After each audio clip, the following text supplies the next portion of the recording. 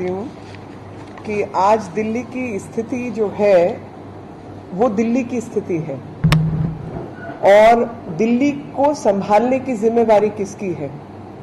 उस सरकार की जो दिल्ली में झूठे वायदे करके जीतकर दिल्ली में आई थी और ये लगातार अपनी ताकत बढ़ाने की और इस किस्म की बात कर रहे थे।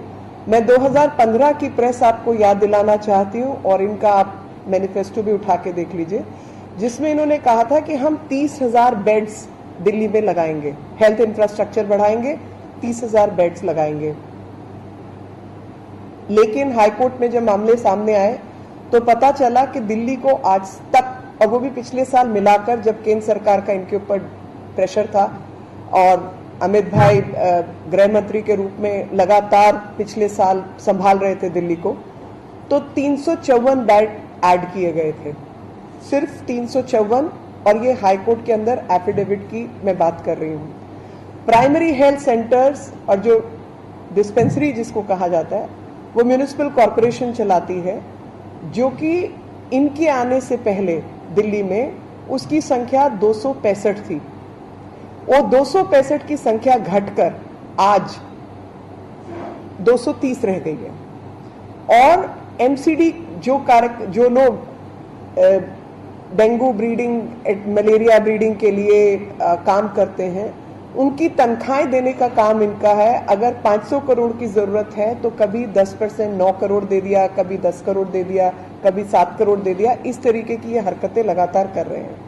और केंद्र सरकार ने अब तक इनको पिछले 2 साल का मैं ब्यौरा खास तौर पे देना चाहती हूँ कि केंद्र सरकार ने इनको 1116 और 1120 करोड़ रुपया दिया। 1116 दिया पिछले साल और 1120 करोड़ दिया इस साल। तो जब भी बात आती है कि हम केंद्र सरकार के साथ मिलकर दिल्ली को सुधारना चाहते हैं, तो बिना एमसीडी के आप दिल्ली को सुधारना चाहते हैं।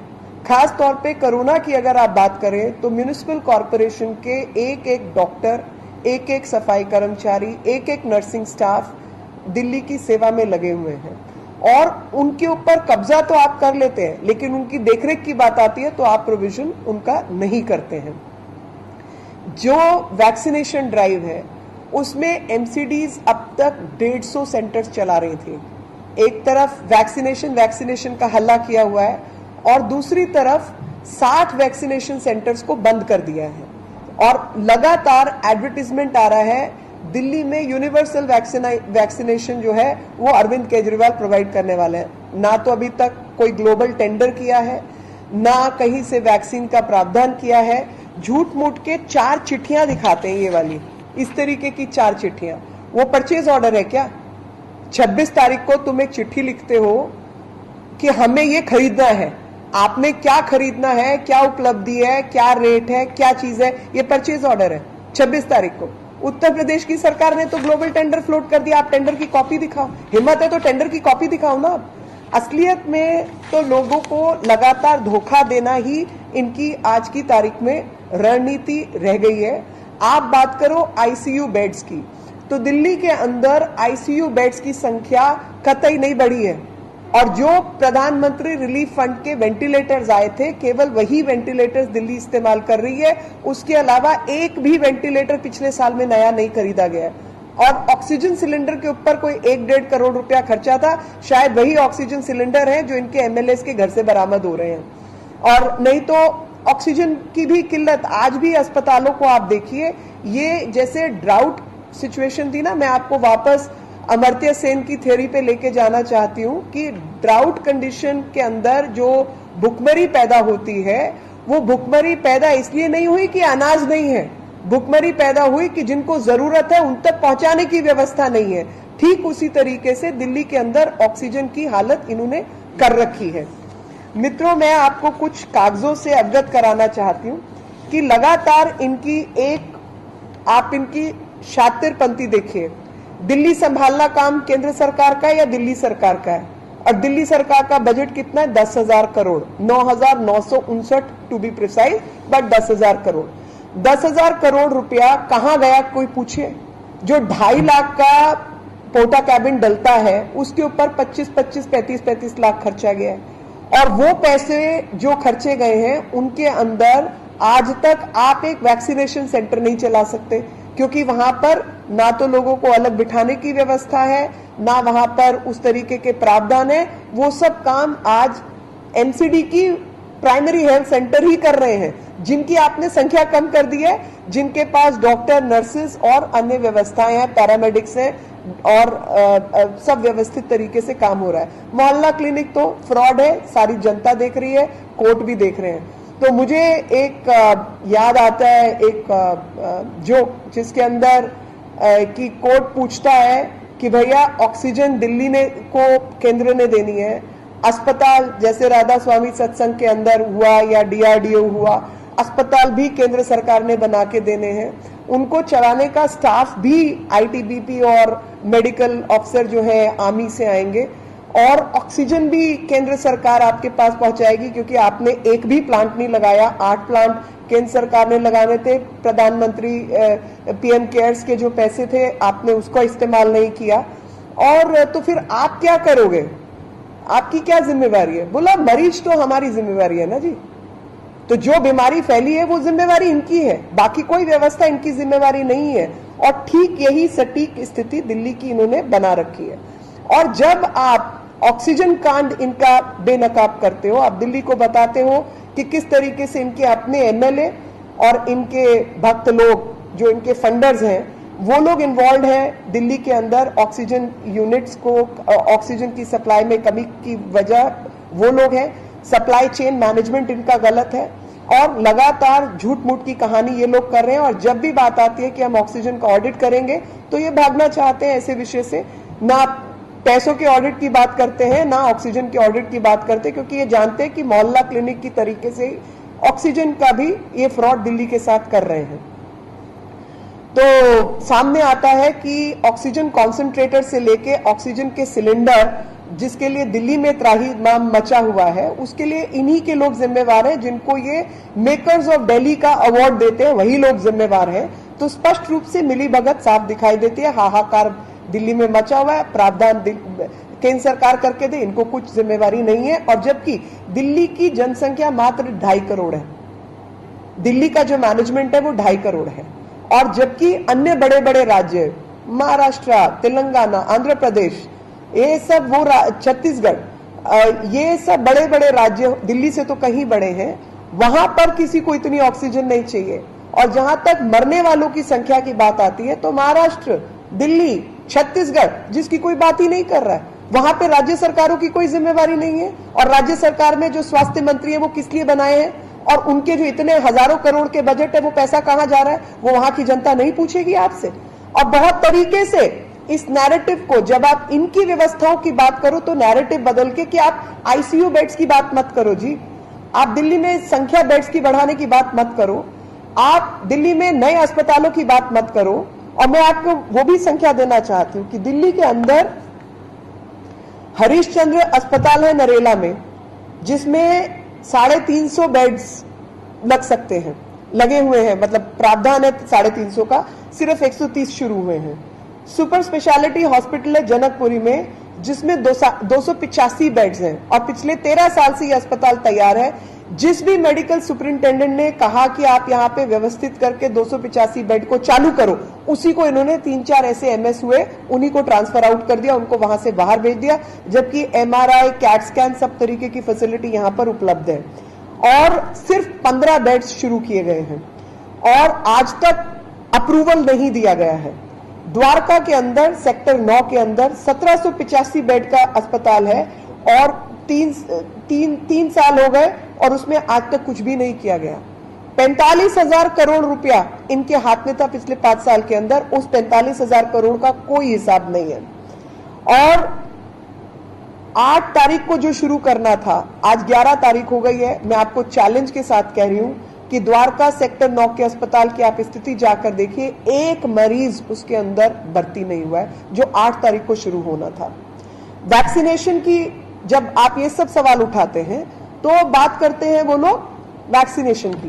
वैक्सीनेशन से संबंधित मैं आपको बताना चाहती हूं कि भारत में 17 करोड़ से ऊपर लोगों की वैक्सीनेशन हो चुकी है। 17 करोड़ से ऊपर लोग, जो कि अमेरिका की आधी पॉपुलेशन के बराबर है, आधी जनसंख्या के बराबर है, रशिया की पूरी जनसंख्या से ऊपर है और 2 गुना यूके की पॉपुलेशन से है, 6 गुना ऑस्ट्रेलिया की पॉपुलेशन से अधिक है और 34 गुना न्यूजीलैंड की पॉपुलेशन से ऊपर है। तो इसका मतलब ये हुआ कि भारत पूर्ण प्रयास कर रहा है सभी लोगों को वैक्सीनेट करने का। अब आता है वैक्सीनेशन पॉलिसी। खैर आज की तारीख में तो वैक्सीनेशन पॉलिसी की बात नहीं की जाए तो ठीक है, लेकिन वैक्सीनेशन पॉलिसी जो भारत सरकार ने शुरू की, सबसे पहले जो कोरोना वॉरियर्स हैं उनको वैक्सीन लगे, यानी आपके डॉक्टर्स, नर्सेज और अन्य लोग जो कोरोना ड्यूटी करते हैं। आप अंदाजा लगाइए कि अगर उनको सबसे पहले वैक्सीन नहीं लगी होती तो अस्पताल में आपके पास लोग नहीं होते आपका ध्यान रखने के लिए। तो इसलिए वो पॉलिसी ठीक थी। आज यही सामने आया ना कि वो पॉलिसी ठीक थी कि आपने आम जन से शुरू करने की बजाय आपने कोरोना वॉरियर्स को सबसे पहले टैकल किया, उसके बाद आर्मी और पुलिस वाले। आप सोचिए कि किस तरीके की स्थिति, ये भी तो बायो वॉरफेयर है। ये जो कुछ आपके साथ देश भर में हो रहा है ये एक जैविक युद्ध है आपके साथ, और उसके अंदर अगर आपकी आर्मी, आपकी पुलिस और अन्य ऐसे जो सीएपीएफ आदि के लोग हैं, अगर उनके पास उनको वैक्सीनेट नहीं किया होता तो आप सोचिए क्या स्थिति होती। आपके पास तो मारकाट मच गई होती। और आपने उसी वैक्सीनेशन के तहत उन लोगों को पहले वैक्सीनेट करने का प्रावधान किया। उसके बाद आप आते हैं आमजन के ऊपर कि 60 साल की उम्र से ऊपर वाले यानी सीनियर सिटीजन। आप संख्या देखिए मरने वालों की। जो लोग अस्पताल में आज तक पीड़ित अवस्था में हैं वो कौन लोग हैं? वो अधिकतर लोग 60 साल की उम्र से ऊपर वाले लोग हैं। यानी 60 साल की उम्र से ऊपर वाले लोग अगर पहले वैक्सीनेट सबके सब हो गए होते तो ये स्थिति नहीं बनती।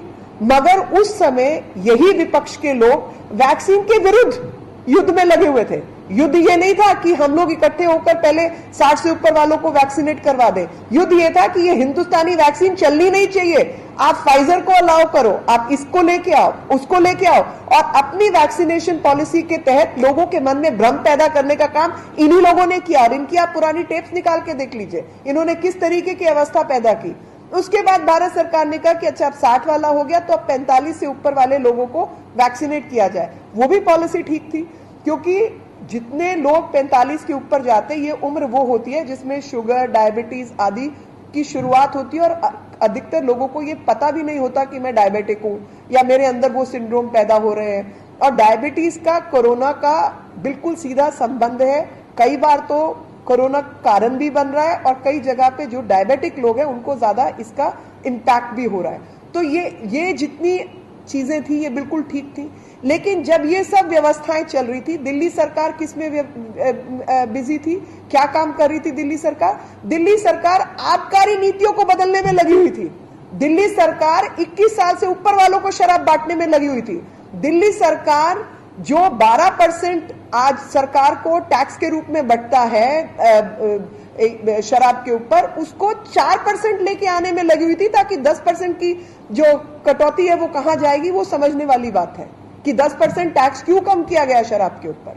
लेकिन दिल्ली सरकार की प्रायोरिटी कोरोना से लड़ना, अस्पतालों में ऑक्सीजन के प्लांट लगाना या बाकी व्यवस्थाएं करना कभी थी ही नहीं। ना कोई आईसीयू बेड लगा, ना कोई वेंटिलेटर आया, ना कुछ हुआ। और जब सर पे संकट आ गया तो सब केंद्र सरकार संभालो, क्योंकि सुप्रीम कोर्ट और हाई कोर्ट दिल्ली के अंदर है। बड़े राज्य तो है नहीं, आप सीधा सुप्रीम कोर्ट पहुंचेंगे, सीधा हाई कोर्ट जाएगी, केंद्र सरकार यहां पर है।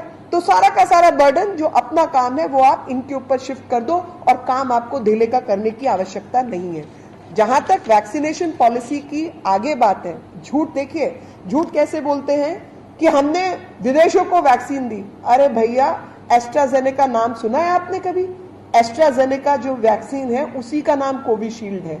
एस्ट्राजेनेका ऑक्सफोर्ड, यानी ये लाइसेंस यूके का लाइसेंस है जिसके तहत आप वैक्सीन बना रहे हैं। कुछ कॉन्ट्रैक्चुअल टर्म्स नाम की जरूर चीज होती है ना, कि जिससे आपने लाइसेंस लिया, अगर आपका उसके साथ कॉन्ट्रैक्ट है आपको उसको देना नहीं है।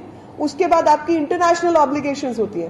WHO को अगर आपने वैक्सीन दिया, UN को वैक्सीन दिया, तो UN के अंदर 6,500 से ज्यादा भारतीय जो है काम कर रहे हैं जिनको आपने वैक्सीन दी है, और मात्र 12%। अगर आप हिसाब देखेंगे तो 11 मई को हिंदुस्तान ने 11 मई तक, मतलब, और अब तो खैर मई में कुछ एक्सपोर्ट हुआ ही नहीं है, 6 लाख के आसपास वैक्सीन जो है वो भेजे गए, और इससे 3 गुना अधिक वैक्सीन हिंदुस्तान के अंदर लग चुके हैं।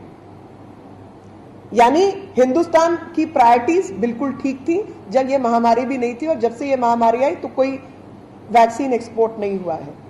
और जो एक्सपोर्ट हुए उसमें 1 लाख के आसपास जो डोजेज हैं वो भारत सरकार ने एड के रूप में दिया है, और इस एड का भी 77 से ऊपर प्रतिशत जो है भारत के आसपास के देशों को दिया गया है। उसका कारण समझिए, एक एपिडेमोलॉजी नाम की चीज होती है कि पेंडेमिक, एपिडेमिक्स की किस तरीके से बीमारी फैल रही है। अगर आसपास सुरक्षित नहीं होगा तो आपको लगता है भारत सुरक्षित होगा? आज आपको क्या लगता है कि भारत की चिंता पूरे विश्व को है? उसका कारण ही ये है कि अगर वायरस भारत में जिंदा रहता है का मतलब बाकी लोग नहीं मरेंगे, वो सब जगह फैल सकता है। तो भारत को अगर अपने आप को सुरक्षित करना है तो आसपास के इलाके को भी सुरक्षित करना होगा। तो एड के रूप में 77% से अधिक, 88-89% जो है वो भारत के इर्द गिर्द के जो देश हैं, भारत के जो पड़ोसी मित्र हैं, उनको दी गई है।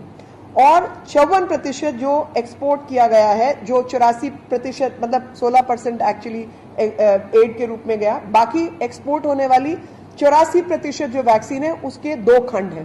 पहला खंड है जिसमें 54%, 3,57,000 वैक्सीन के जो डोजेज हैं वो कमर्शियल सप्लाईज के रूप में भारत बायोटेक और इनके गए हैं, और जो 30% है इसका वो गया है WHO आदि को। WHO के विषय में मैं पहले आपको बता चुकी हूँ, और कॉन्ट्रैक्चुअल ऑब्लिगेशंस के बारे में भी मैं आपको बता चुकी हूँ। तीसरी चीज आपको समझनी होगी, जब इसके इंग्रेडिएंट्स हैं, मतलब हम लोग दूसरे देशों से मांग करते हैं कि आप हमें वैक्सीन बनाने के इंग्रेडिएंट दीजिए। US ने जैसे बीच में मना किया कि हम नहीं देंगे, तो आप उस पे हम उनसे मांग सकते हैं कि आप हमें हर हालत में प्रोवाइड कीजिए। हम आगे मना कर सकते हैं कि हम वैक्सीन नहीं देंगे? ऐसा हो सकता है क्या? और इस तरीके की जो अव्यवस्थित चीजें हैं, मतलब सऊदी अरब जहां पे भारत 12.5%, जो कि भारत का एक बहुत बड़ा भारतीय वर्ग जो है वो सऊदी अरब में रहता है, 12.5% उनको गई है।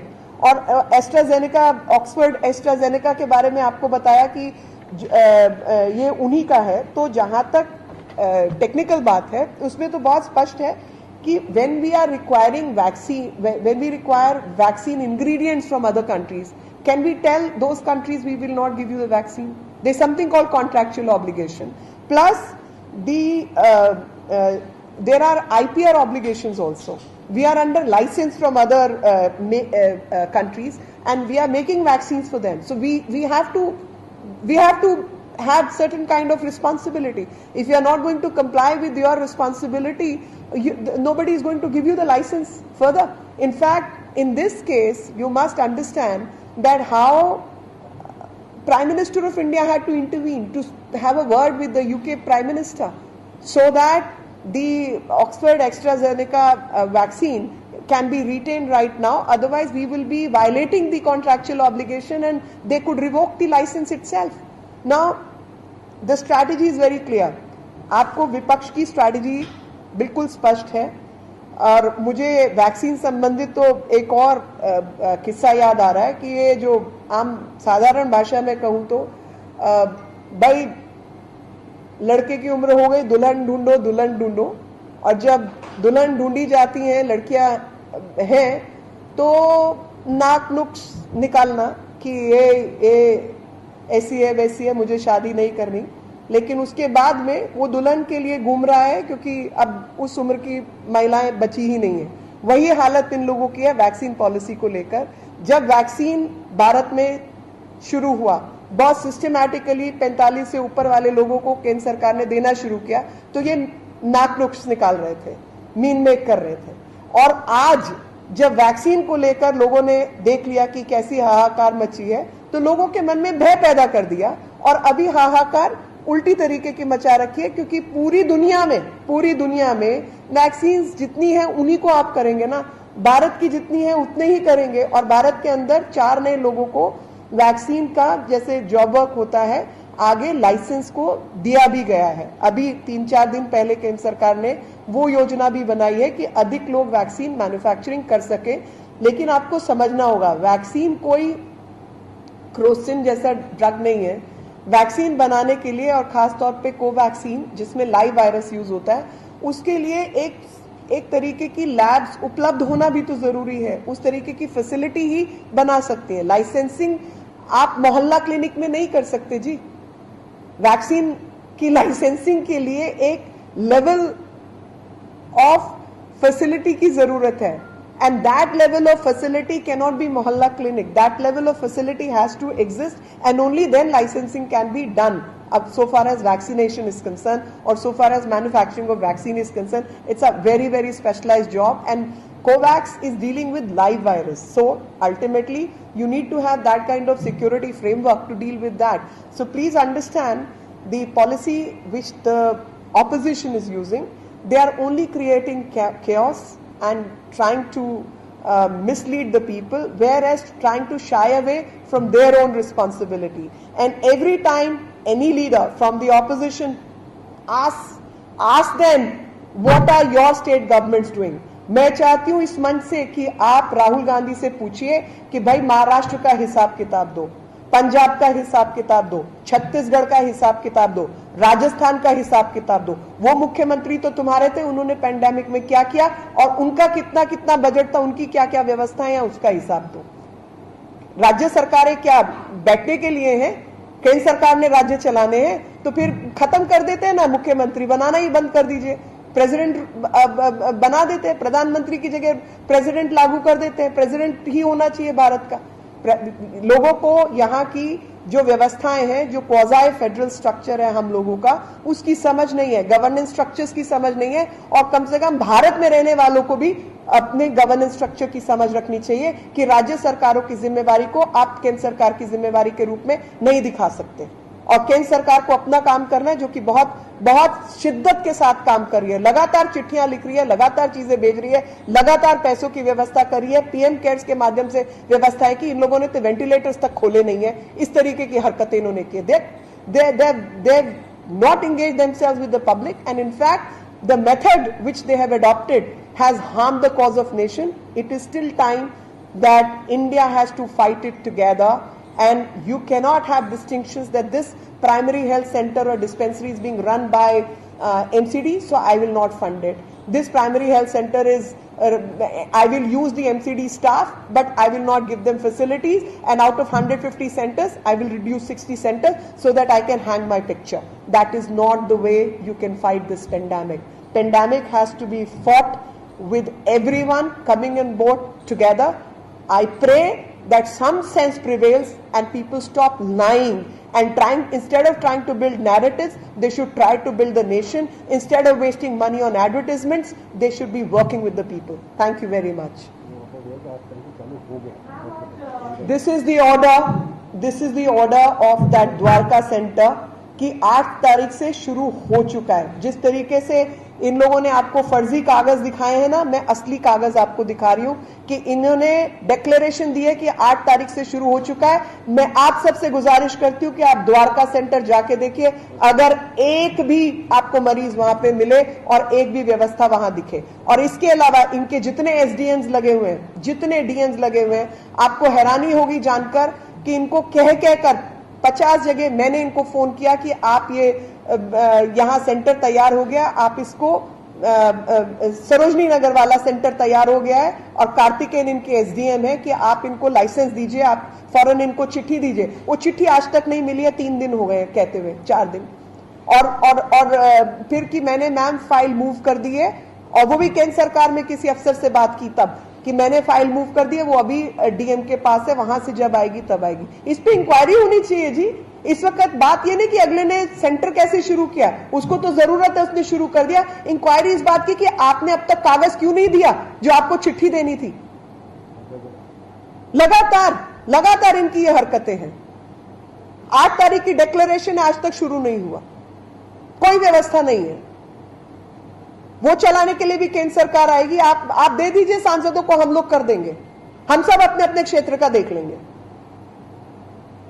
एमएलए कोई दिख रहा है आपको?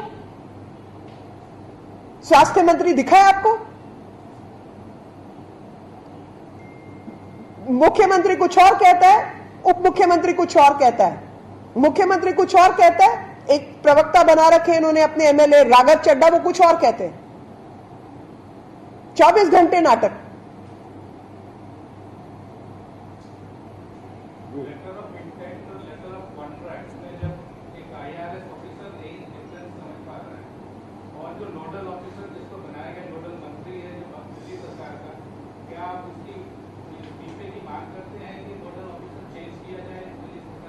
अरे मैं तो आपको बता रही हूं कि नोडल ऑफिसर जो है, जो इन्होंने नोडल ऑफिसर बनाया है और जो बाकी नोडल ऑफिसर्स लगे हुए हैं, आप फोन कीजिए। अभी मैं करती हूं फोन। फोन उठ जाए तो बात कह दीजिएगा। करिए फोन आप। इन्होंने हम लोगों के फोन नंबर सारे चारों तरफ चला दिए थे ना, उनको वायरल किया था ना। हमारे फोन आज भी चल रहे हैं। आज भी मेरा फोन चल रहा है, 24 घंटे चलता है। और दिल्ली नहीं बल्कि दिल्ली के आसपास वाले भी आज हवाला देते कि आपका नंबर हमें व्हाट्सएप में मिला, आप हमारी ये मदद कीजिए, वो मदद कीजिए। जहां तक हो सकता है करते हैं, उस एरिया के लोगों को बोलते हैं। मगर आप बताइए इनके एमएलए कहां है?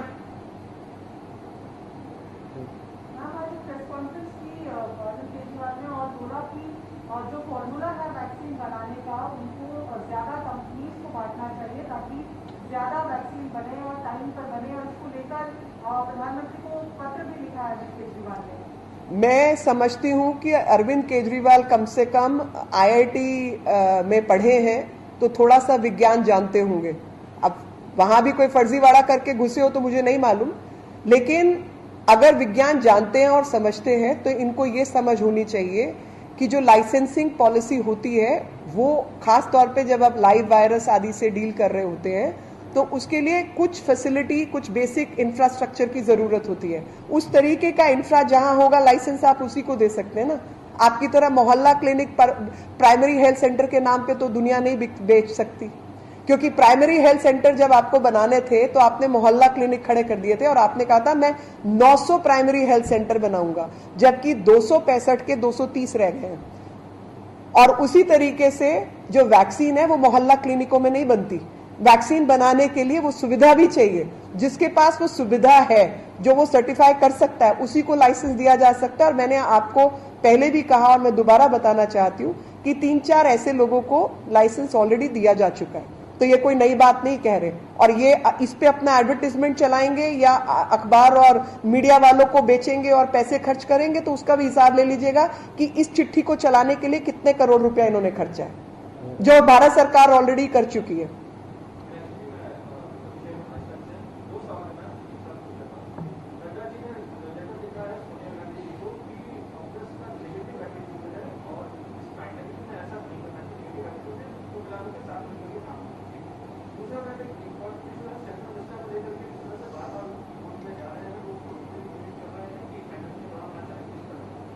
देखिए, दो विषय हैं। कांग्रेस का नेगेटिव एटीट्यूड है तो आपको सबको दिख ही रहा है, और उसमें लगातार मैं 2 कंपनीज की और 2 लोगों की खास तौर पे बात करना चाहती हूँ। इसलिए नहीं कि मुझे उन कंपनीज से कोई नुकसान है या कोई पर्सनल जाति दुश्मनी है। फाइजर को बढ़ाने के लिए इन्होंने हाथ पैर बहुत मारे हैं, और बायोएनटेक। मेरे पास वो सुविधा नहीं है कि मैं इन दोनों का कनेक्शन निकाल पाऊं, लेकिन जो थोड़ा बहुत मैंने पढ़ा है उसमें ये स्पष्ट हुआ है कि कुछ लोग जो फाइजर के साथ काम करते थे वो बाद में बायोएनटेक में काम करने के लिए गए, और किस तरीके की फंडिंग हुई, क्या हुआ, और फिर बायोएनटेक की रिसर्च के ऊपर फाइजर ने एक mRNA आधारित वैक्सीन बनाई, जिसको -24 डिग्री सेंटीग्रेड टेम्परेचर चाहिए ट्रांसपोर्टेशन के लिए। अब आप मुझे बताइए, हिंदुस्तान के अंदर ऐसी कोल्ड चेन जो -24 डिग्री पे आपके दूर दराज देहात तक ले जा सकती है, दिल्ली एयरपोर्ट पे वैक्सीन उतरे और बिहार तक -24 डिग्री पे आप उसको ले जा सकते हैं क्या? -24 डिग्री वाले आपके देश में कितने राज्य होंगे जहां पर आप कुछ क्लाइमेटिक टेम्परेचर ये वो करके कुछ हद तक उसको प्रिजर्व कर सकते हैं। इन्होंने उसकी बहुत ज्यादा बात की। उसके साथ दो चीजें और थी कि जब कोई भी वैक्सीन लागू होती है तो आपको याद होगा कि वैक्सीन को एक पॉपुलेशन पे जब टेस्ट किया जाता है, क्योंकि ये सब जीन आधारित है। मेरा जीन जरूरी नहीं है यूरोप का जीन हो और आपका जीन जरूरी नहीं है कहीं और वाला, हमारा जेनेटिक मेकअप अलग अलग है। और ये सब वैक्सीन जीन्स के आधार पर बनाई गई, mRNA, माइटोकॉन्ड्रियल RNA DNA, तो वो सब फर्क है।